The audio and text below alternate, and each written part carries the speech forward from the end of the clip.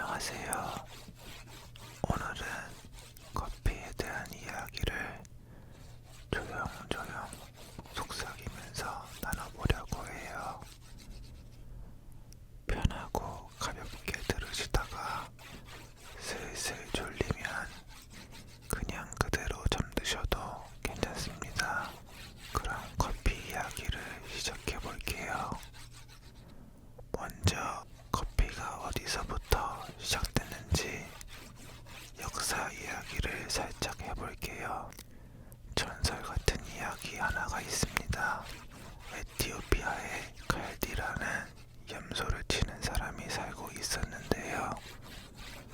어느 날 보니까 에티오피아에 칼디라는 염소를 치는 사람이 살고 있었습니다. 어느 날 보니까 염소들이 빨간 열매를 먹고 평소보다 훨씬 활발하게 뛰어다니는 거예요. 그래서 저 열매에 뭐가 있나 보다 궁금해졌고 그게 바로 커피 체리였다는 이야기입니다.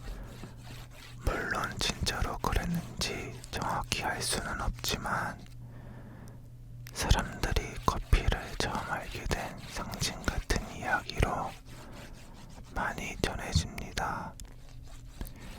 역사적으로는 커피나무가 에티오피아 쪽에서 자라다가 예멘 쪽으로 건너가면서 지금 우리가 마시는 커피 음료 형태가 정착됐다고 알려져 있어요. 예멘의 수도사들이 밤에 기도할 때 졸리지 않으려고 커피를 마시기 시작했고 그게 카이로, 이스탄불 같은 도시로 조금씩 퍼져나갑니다. 그때 생긴 게 커피하우스입니다. 사람들이 모여서 이야기하고 소식을 듣고 게임을 하고 거래도 하고 지금의 카페 플러스 작은 커뮤니티 같은 공간이었대요. 그리고 나서는 무역선을 타고 유럽으로 건너가고 식민지 시대를 거치면서 중남미랑 아시아 여러 나라에서 대규모로 커피를 재배하기 시작했다고 합니다.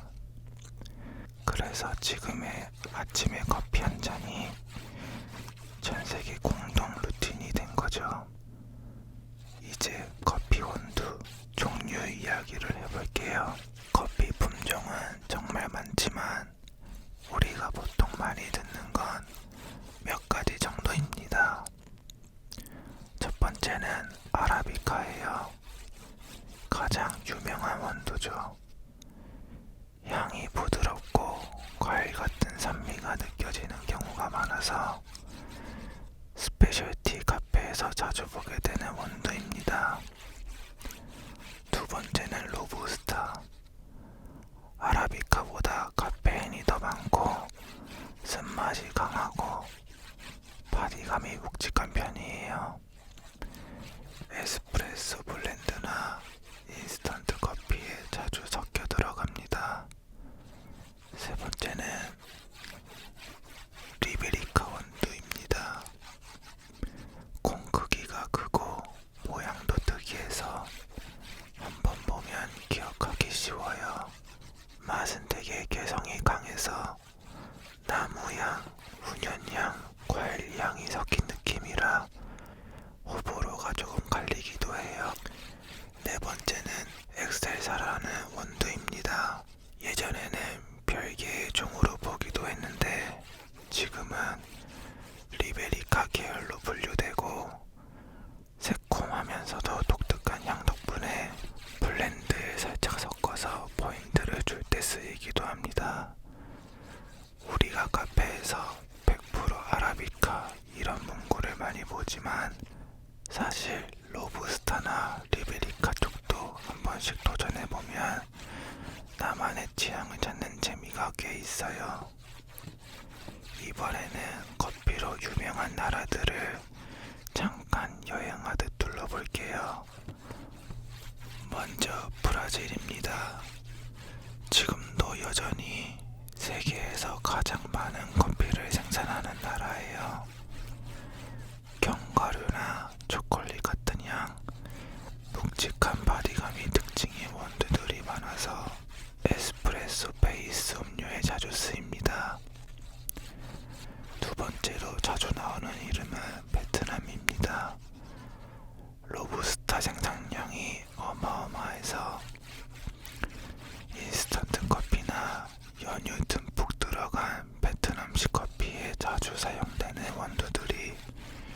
여기서 나와요. 콜롬비아도 빠질 수 없죠. 부드럽고 균형 잡힌 아라비카로 유명해서 콜롬비아 100% 같은 문구를 브랜드들이 강조해서 쓰기도 해요. 그리고 커피의 고향이라고 불리는 에티오피아, 꽃향, 과일향이 풍부한 커피를 좋아한다면 한 번쯤 들어봤을 나라예요. 이 밖에도 인도네시아, 케냐, 코스타리카, 과테말라, 우간다, 온두라스 같은 나라들이 커피 생산국 상위권에 꾸준히 올라가 있습니다. 지도에서 적도 주변을 쫙 따라보면 커피 벨트라고 부르는 지역이 길게 이어져 있는 걸 상상해 볼 수 있어요. 이제 우리가 실제로 자주 마시는 커피 메뉴 이야기를 해볼게요. 가장 기본이 되는 건 에스프레소입니다. 잘 갈린 원두를 꽉 눌러 담고 짧은 시간 동안 고압으로 추출한 작은 한 잔의 커피입니다.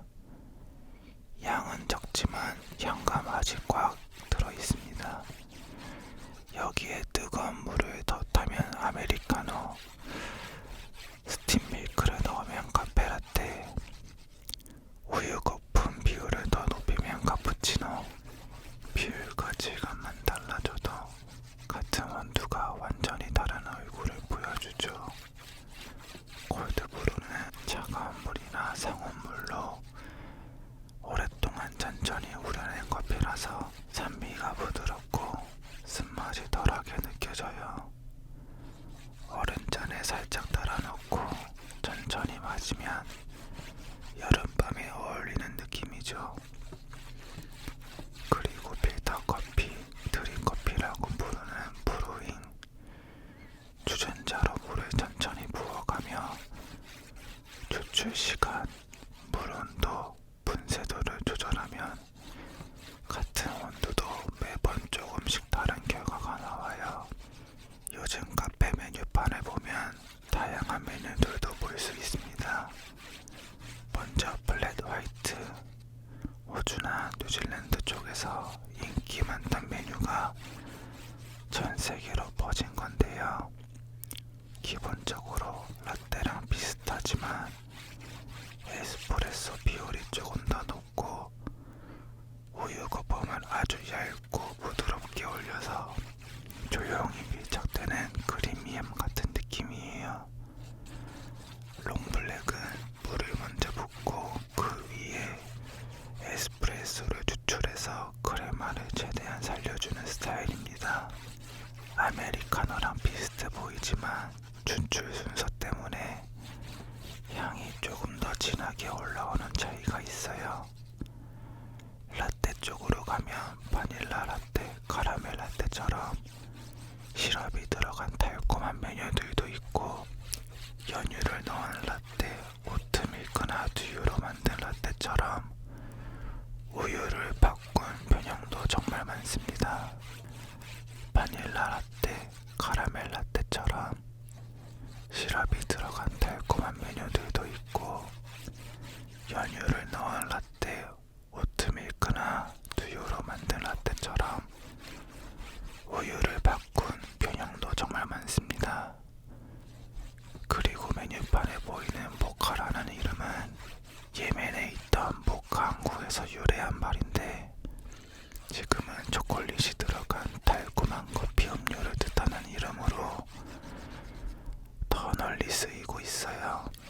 말차 라떼는 커피는 아니지만 카페인 음료라는 공통점 때문에 커피 메뉴 옆에 늘 붙어 다니는 친구입니다. 곱게 간 녹차 가루인 말차를 우유와 섞어서 만드는 음료라 에스프레소 대신 말차가 들어간 라떼예요. 이제 많은 분들이 궁금해하시는 카페인 이야기를 조금만 더 자세히 해볼게요. 카페인은 세계에서 가장 널리 쓰이는 자연계 자극제라고 불리는데 적당히 섭취하면 졸음을 덜 느끼게 하고 집중력을 살짝 올려주는 효과가 있어요.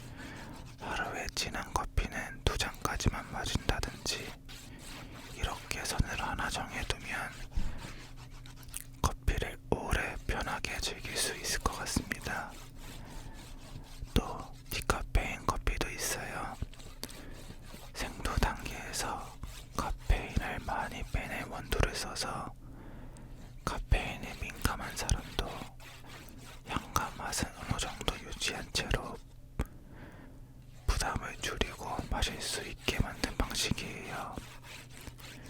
늦은 밤에 그래도 커피를 마시고 싶다 그럴 때 디카페인이 꽤 좋은 선택이 되기도 해요. 이제는 조금 더 가벼운 수다 느낌으로 커피에 관한 자잘한 TMI들을 몇 가지 풀어볼게요. 먼저 아까 살짝 말한 것처럼 모카라는 이름은 예멘의 모카 항구에서 온 말이에요. 예전에 그 항구에서 나가던 커피들이 품질이 좋고 향이 좋아서 모카 커피라고 불리다가 지금은 초콜릿이 들어간 커피 음료 이름으로 더 익숙하게 쓰이고 있죠. 또 유럽의 옛 커피하우스는 단순히 커피만 마시는 곳이 아니라 신문을 돌려 읽고 정치 얘기, 철학 얘기, 사업 얘기를 끝없이 나누던 장소였다고 해요. 그리고 세계적으로 보면 원두를 가장 많이 생산하는 나라는 브라질 같은 생산국들이지만 소비량으로만 보면 미국, 유럽, 요즘은 저희 나라도 상위권에 계속 올라가 있어요. 아침 출근길, 점심 식사 후 밤새 공부할 때 커피가 일상의 리듬을 조금씩 만들어주고 있는 거죠. 여기까지 커피의 역사, 원두 종류, 유명한 생산국들, 카페 메뉴들, 카페인 이야기, 그리고 소소한 TMI까지 한번 쭉 이야기해봤어요. 오늘도 여기까지 들어주셔서 정말 감사합니다. 편안한 밤 보내시고 좋은